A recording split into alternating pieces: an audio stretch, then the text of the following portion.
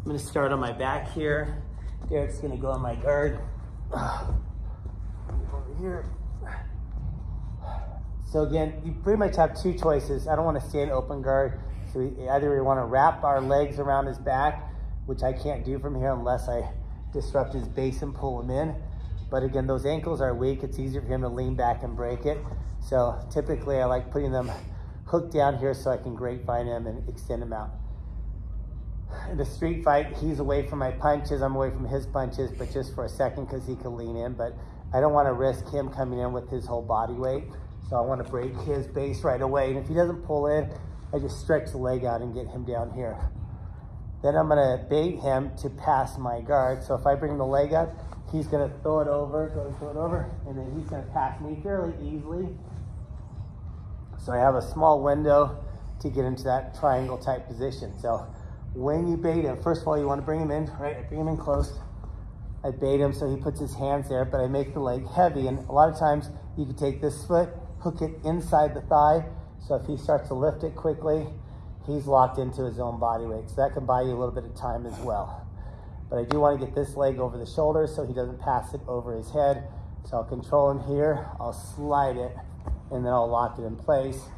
Come to the outside, bring this hand over, lock in the feet, and then you have the choke from here, or maybe you got the arm bar from here, or tuck it under the arm bar. But in this scenario here, he has enough breathing area where he's not worried about being choked. I have to worry about being stacked. So I need to keep, I don't want him leaning me this way, so go back a step. So a lot of times just simply holding the head here, kind of keeping the hips a little bit high helps out, locking that a little bit more. But he bends his elbow in this scenario, so he's not giving me that straight arm bar. I don't quite have the choke. So the hand that's closest to his arm is gonna tuck in. You're gonna grab the bicep and the wrist. So I'm kind of pulling and controlling here. Then what I'm gonna do is I'm gonna take the leg that was on this side of the head, I'm gonna push it so it's on the other side, lock it in, and then I'm gonna work the elbow from here, right?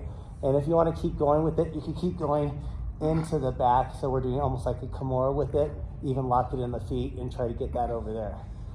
If I do it from the other side, again, I want to break his base, stretch him out a little bit, pull him in. I'll bait him with the other leg. He's going to try to throw it over. If I'm not paying attention, he'll pass it pretty easily. So we're going to go back. I don't want that. So as I bring it over, I'm going to hook it under his feet. So if he throws it right away, he's going to struggle because now I'm locked into his body weight. When I'm ready, I'll control the head. I don't want him to pass it. Push it a little bit, go here. This hand, if I can get it across the straight arm bar, that's ideal. Create space and kind of go into that lock. But in this scenario, I don't have the choke. I don't have the arm bar because he bends the arm.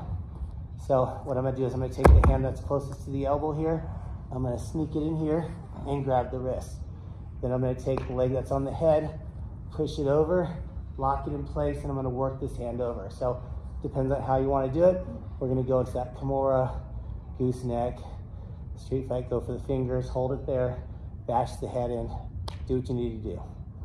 Work that drill.